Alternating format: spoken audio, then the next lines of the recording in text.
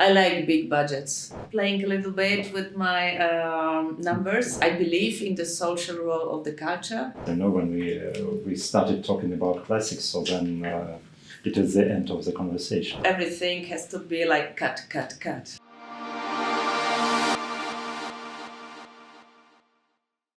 Hello, Katarzyna. Hello, Sergey. Or should I tell Kasia or Kat? Cat is actually alright because that's the short version I have figured out for my German friends. Mm-hmm. Since they were trying to call me Kasia, and it sounded like Kasia, and Kasia of Polish in Polish means porridge, right? It's not porridge. I think it's a different description. Mm-hmm. How is it in English? But it's not porridge. I was thinking that I will make this short version, and actually also as a pronunciation it suits me very well because it sounds like cut. Mm-hmm. And that's what I am. I'm like a tank. Mm-hmm. Making things, I'm a maker, not talker. Mm-hmm. And so everything has to be like cut, cut, cut. Yeah, this is actually so what the guys are telling to me, so cut, and, you know. Yeah. So that's probably we will also hear a couple of times from them that they will be telling us cut. Yes. So, and also referring to you as well. Okay, great. Where should I start? Actually, so you know, I'm a fan of Poland. So that's why. So I think you really gathered the jewels from the Polish cultural life. You know, so because you've been employed at the Malbork Castle, and then also at the European Solidarity Center in Gdańsk. You know, so very different institutions, I believe. So, but still very interesting ones. So, what did you find interesting about your job in either of the places? Before I went to Malbork, I was working actually 7 years in National Museum in Gdańsk. Mm-hmm. And then I was headhunted to Malbork to organize the biggest exhibition there. Mm-hmm. So it took me like 2 years, and then I was headhunted to work in the European Solidarity Center. So it was a journey through different institutions, and but still there are exhibition institutions and museums. And back then, the European Solidarity Center was in making. Mm-hmm. So I had the privilege to be part of the team who was starting to create this institution. Mm-hmm. Back then, it was supposed to be like a museum with a library. In the time where I was not there anymore, they have changed the direction in which the institution has developed. Right now, it's more like a social panel institution, and they are producing lots of books and initiatives, and they initiate many program points for solidarity and social connections. Mm-hmm. Event management also suggests. We also organized one of our projects there, so Europe Lab.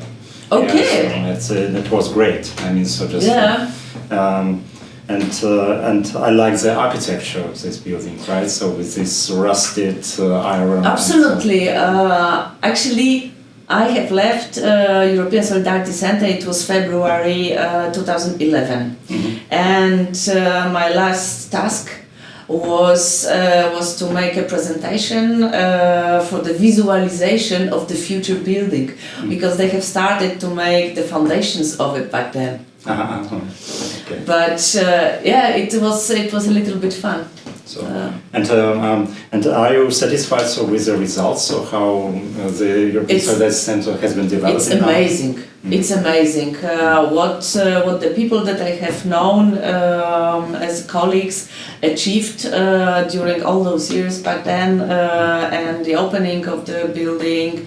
I also had the privilege to know Basil Kerski, the director of the institution, and they are making an amazing job. Really amazing. It is much better and bigger than I thought it would be, and still I have a little bit of sentiment for the things that didn't actually come up, because I was responsible also for art department, so I was buying art connected to solidarity period in Poland, and right now these pieces are somewhere in a magazine, and they are not at show because it didn't develop in this direction.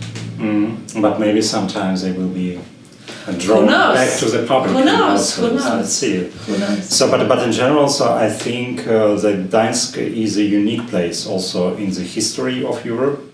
So, but also in the new museology, so to say. So, because there is also this World War II museum, yes, and very controversial one. Yeah, I know. So, but still, so Westerplatte as well. So, just it is an interesting city to be. Yeah. So, did you like it there? So I have lived in Gdańsk for 11 years, and I really love the city. I really love how it looks. I really love how it feels. It's a little bit like lie down between the sea and a hiking region. There are also wild bears, horse, cheeky, on the streets. Sometimes in the winter, but still you have like a totally modern autobahn for the bikes along the coast. So it's wonderful. It's wonderful, and culturally it's developed. It has developed during the last years also to an amazing city. There is also this new museum that has been opened like I believe 3 years ago, Nomus. It's a museum for modern art. There are also plans to make a Wisło Ujście museum. So yes, it's amazing. Yeah, so but Malbork is a more traditional institution, so in my perception, so or isn't it like this? So just, well, so I think this is the manifestation of the medieval architecture of Poland, no? I loved it there. Absolutely, and it is the biggest brick medieval castle in the world. Yes, so it's definitely the biggest museum I have worked in. And it does matter to me because I like big projects, I like big museums, I like big exhibitions, I like big budgets. That's what turns me on. And I had this unique pleasure and privilege to make the biggest exhibition back then. I don't know if there were bigger afterwards, but I had the pleasure to just coordinate this wonderful exhibition. It was called Imagines Protestatis. I have coordinated like the loan of almost 700 objects from almost 80 institutions from 10 countries all over the world. So it was like an amazing process, and the main responsibility was lying at my hands. So this kind of freedom and the organizational responsibility I have had there, I haven't had afterwards. Because the structures were more complicated, because they were not allowing one person to have such a responsibility as I have received in Malbork. So Malbork is actually one of my greatest memory of organizing an exhibition.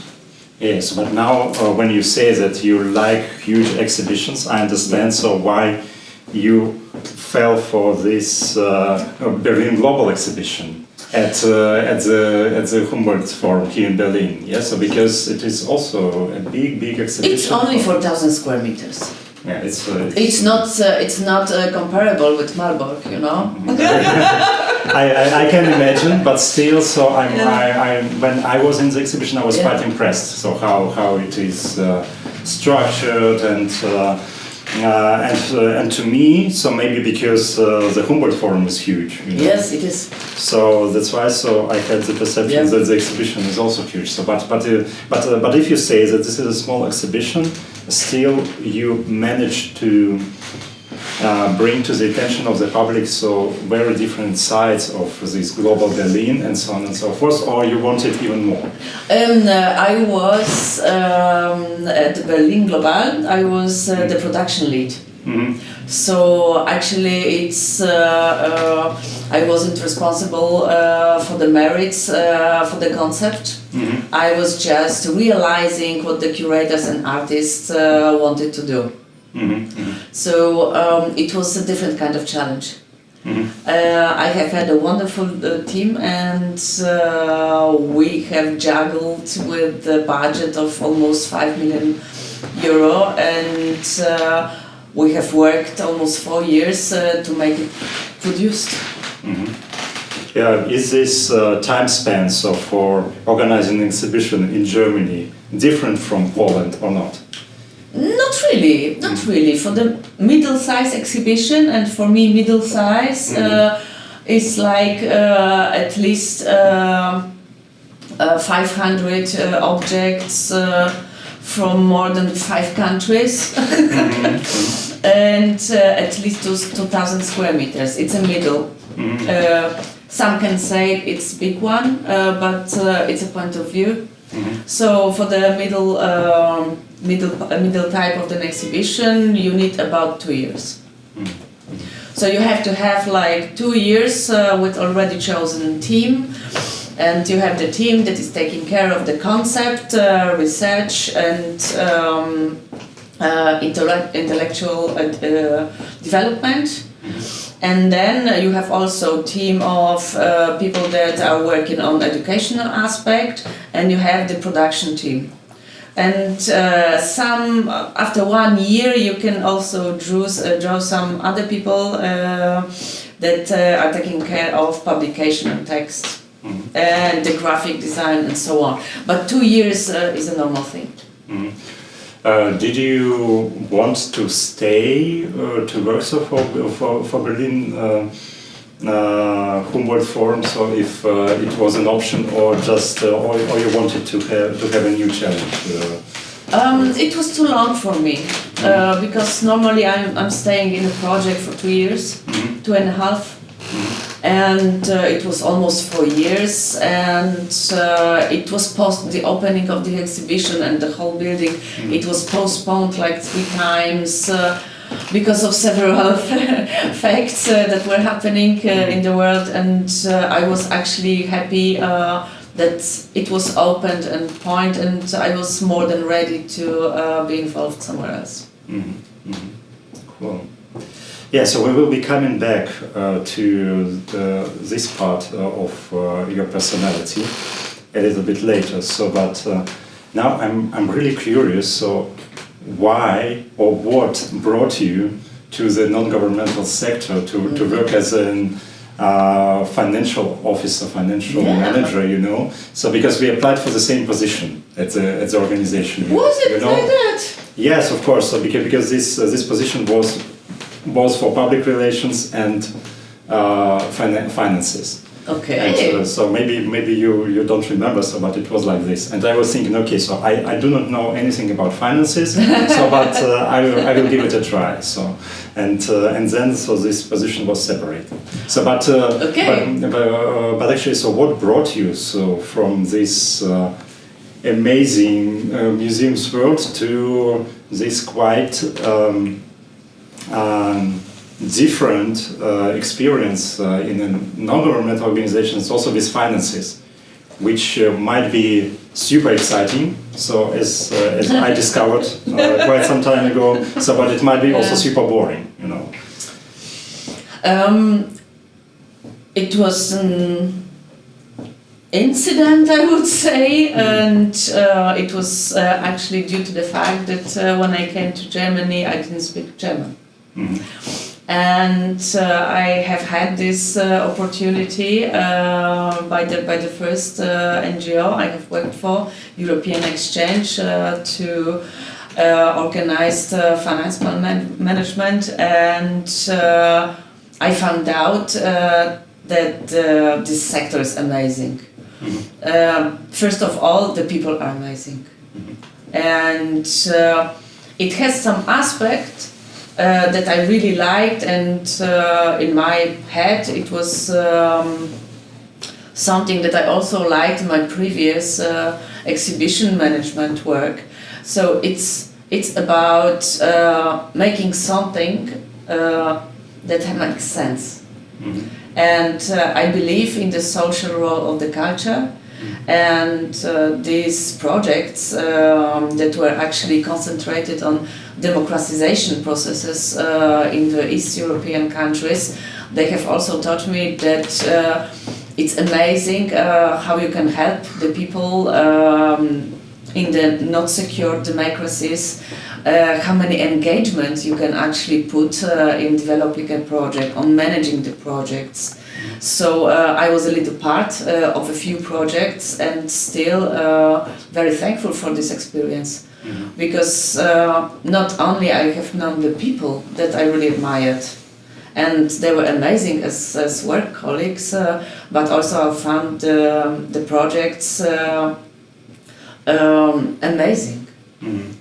Yes, but actually, so this social dimension, and also especially charity dimension, I would say, so it is very broad in Poland and in Germany as well. So you know that the people not only engage for the cause of democracy worldwide, but also for this local democracy, and for also keeping up as a society on the spot. And I felt it very much when I lived in Poland for quite some time, and also I feel it here, that even if the person is not connected to a certain initiative, not working for a certain initiative, so then he or she engages in some social projects. Yeah, and that's amazing. That's what I lack in Russia, for example. So just because after the collapse of the Soviet Union, so everybody, not everybody of course, but many people decided to live for themselves, and now we have this atomization, what we don't see here or in Poland. Okay, good. So, but now, so you are in the third year of working, so for 48 hours Neukölln Festival, and yes, you are proud of this.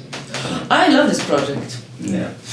So, though you say so, and I see that you love this project, so because you are staying for the third year already, so because previously you said so 2 years and that's enough, you know.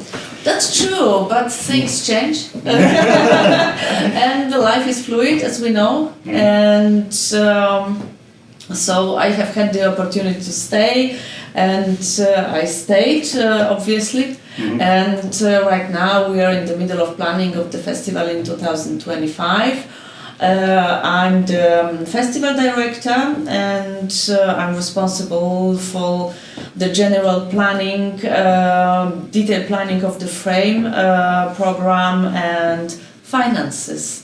I wanted to say that because we have also talked about my financial management work by the NGOs, and I must say it's one of the advantages that I have kept from this part of my life, and right now I don't have that much problems, and you know, I like playing a little bit with my numbers, and I don't have problems with also applying for budgets additionally.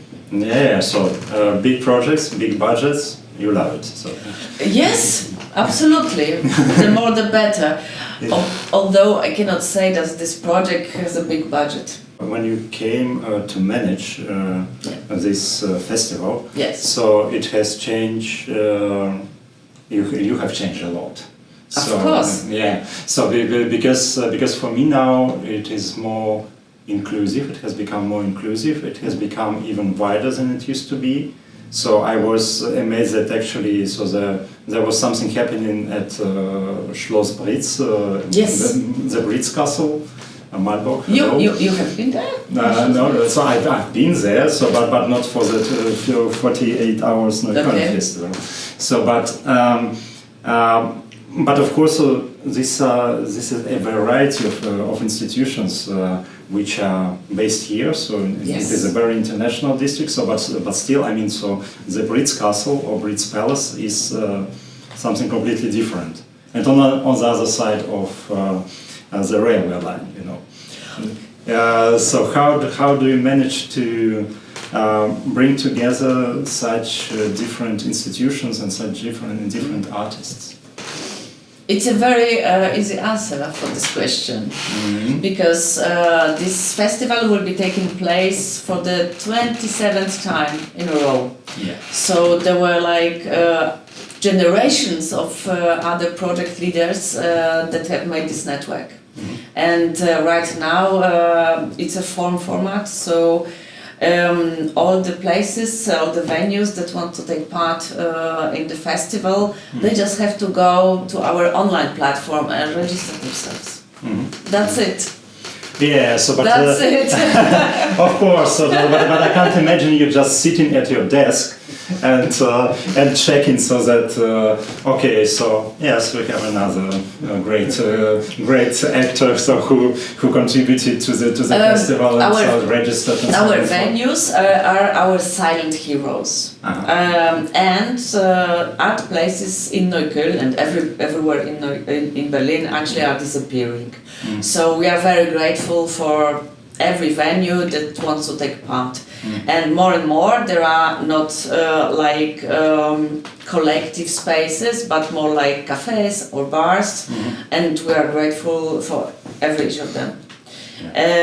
Also parks, I think. Yeah, so just but the parks don't register themselves. We register them. Okay. You know.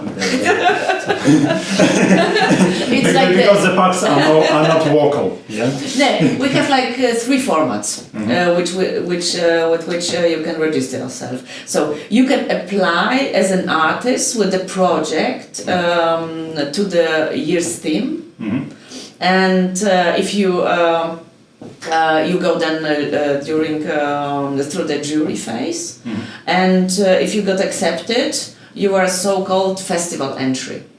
And then as an artist with festival entry, they are showing on our marketplace online for annonces from the venues. And then the venues and the artists are coming together. They speak with each other and they decide, okay, is there the right place for me and for my project? And if it's okay, if it fits, then they connect online and they come up in the program later. But still, you need to create this space, you know, so just for networking. So between the artists and the venues, you know. So it's also online. Yeah, I understand. It's online, so but still, yeah. So yeah, absolutely, and of course there are always every year a couple. Sometimes it's a lot of projects that are not taking place because they haven't found a venue, and there is this phase usually in March. Beginning of April, when we see, all right, there are some more projects that were accepted, but they didn't find a venue, and then we are thinking, okay, where is a place that we can offer? So this is actually happening right now. Exactly. Today I was in Kenk. I don't know if you know the Kenk. It was the hit last year of the festival.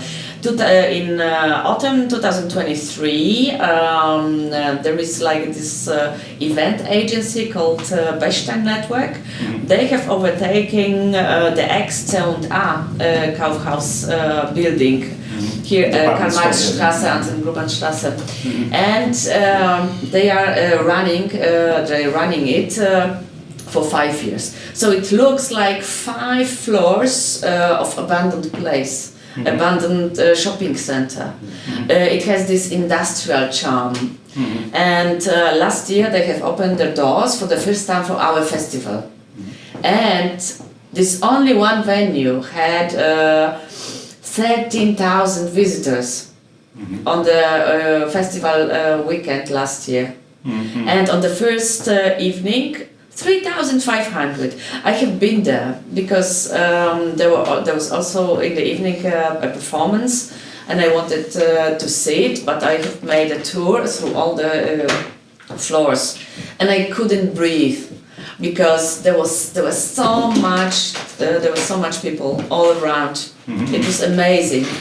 And this year we also get this building, except for the 3rd floor. So I have 4th floor. Every floor is 2,000 square meters, and I have to put projects there. So today we have met with the artist from 11 projects that I positioned there. Just to see if it works, if it's enough space for everybody, and so it was this connecting part that I have done. Yes. Okay. No. Yeah. So, but the artist might be coming not only from Neukölln. No. They don't have to come from Neukölln. Yes. You can come from everywhere, but the venue has to be in Neukölln. Of course. Yes. Yeah. We are also having every year cooperation with Neukölln-Arcaden. So it's a normal, not abandoned shopping center. And every year they are just checking which rooms, which shops, places are actually free, and they give it to the artists.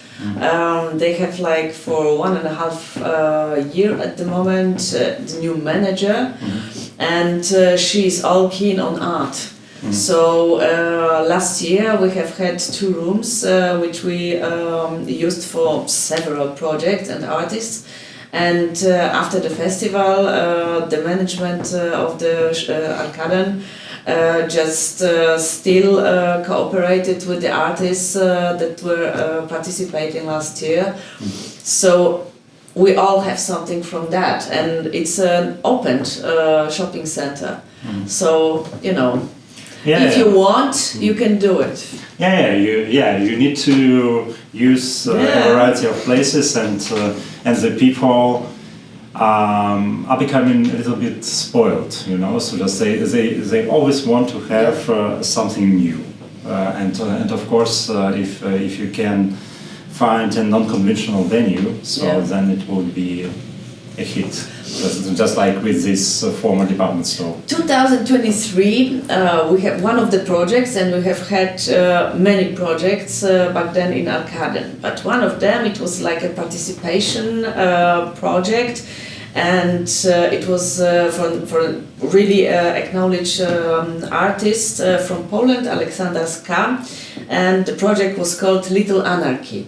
And she has made this project 2 years before in Ireland, in a very classic gallery, art gallery. And it consisted of 7 different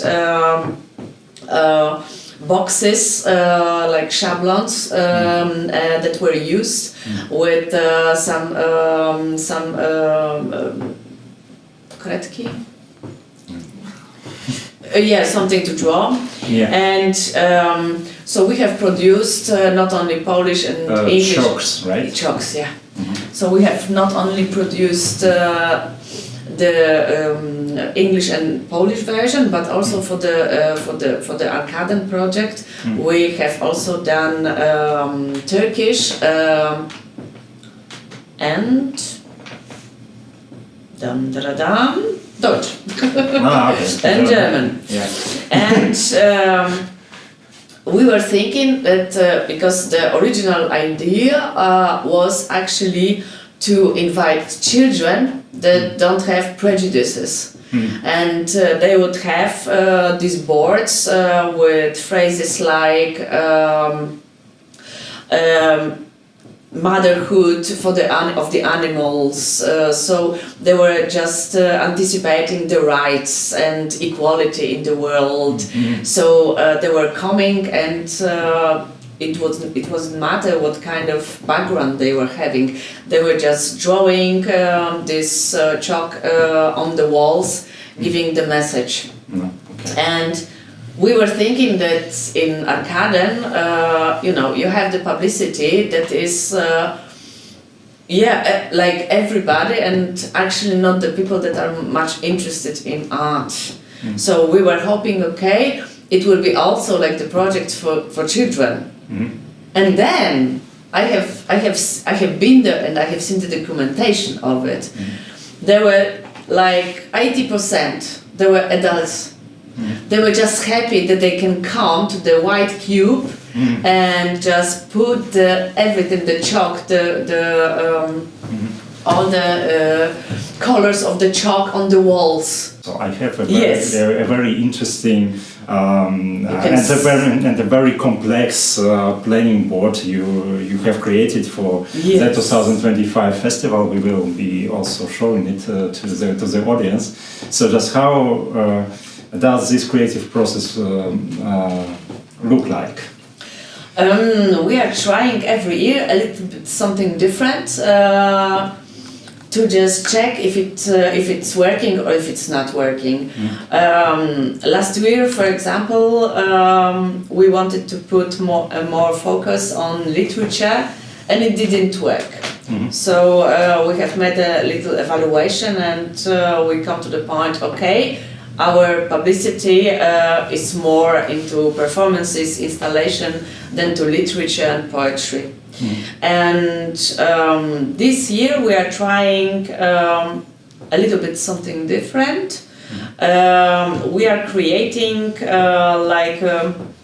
the series of 7 curated exhibitions. They will be curated by young curators. And there will be different. They will be showing different focus of the interpretation of the year's theme. As you know, the theme is what the F of the fact between truth and perception. So every exhibition will be showing the different aspect of it, different with different artists. Different focus element, and it will be for the moment I call them positions, but maybe they will be called stations. I don't know yet. I have to figure out how I want to and that's why this brainstorming and this creative process. Yes, absolutely. And right now the planning is 95% over. You just have to realize all of them, and so I know every curator has his or her own venue. They have also chosen the artists. They have also chosen the narratives and the focus of their stories and interpretation. And it will be there will be like positional stations along the North Neukölln, and there will be like stations, but that means that you can come to a station and to see directly this exhibition. But then if you come there and you have the festival guide with you, then you also see everything that is also in the area. So what you can actually see at my drawing there, it's geography of Neukölln. The left side is Hermannstraße, the right side is Karl-Marx-Straße, as you obviously can see. And this guiding is happening in between and also flowing into each other. So just like it's 7 roads, 7 paths. Absolutely. On the one hand, yes, we are asking what's the fact. Yeah. So in this world. On the other hand, so I'm asking myself what art means in this world where art is also made by artificial intelligence, or maybe you would argue, so please do, neural networks, and so on and so forth. And sometimes I feel just like we are already living in this world of the Futurological Congress by Stanislav Lem. So I was amazed by this book. So because I have read this book not too long time ago, so maybe a couple of years ago, and actually, so I found the NFTs, for example, you know, so just and that actually is this virtual space which exists next to the real space. So just what is art in this space? So just what are you doing in general? So to make art matter. So in this world, which where many things have been devalued already, you know. For me, art is a process made by humans. So if you use some media art or you use AI as tool, still there is a human on the other end of it. And so AI as a can't apply for your festival? No. No, I don't think so. No, but you can, of course, you can make texts with AI, and you can work a lot with it. Nevertheless, the quality of it still, it's not that good. And I believe the creativity of human brain is not replaceable. No matter how many sources this machine have, it's not comparable with the pure creative mind of a human. I don't think so. And I think that the role of art is still or even more important than ever, because the social impact, especially in the times of crisis, when the reality is aching more than ever, and we need a little bit more compassion and a little bit more social connections than ever, to stay alive, to feel like humans, to feel anything. Looks like it is also something you are talking about to potential donors. So because we know that at the level of the Berlin Senate now, so the funds for culture and for arts has been declining. It's terrible. It's just terrible. In December last year, we have been on a couple of demonstrations. And the atmosphere there was so depressing, and it was not only November and December in Berlin, which is really problematic, as you know.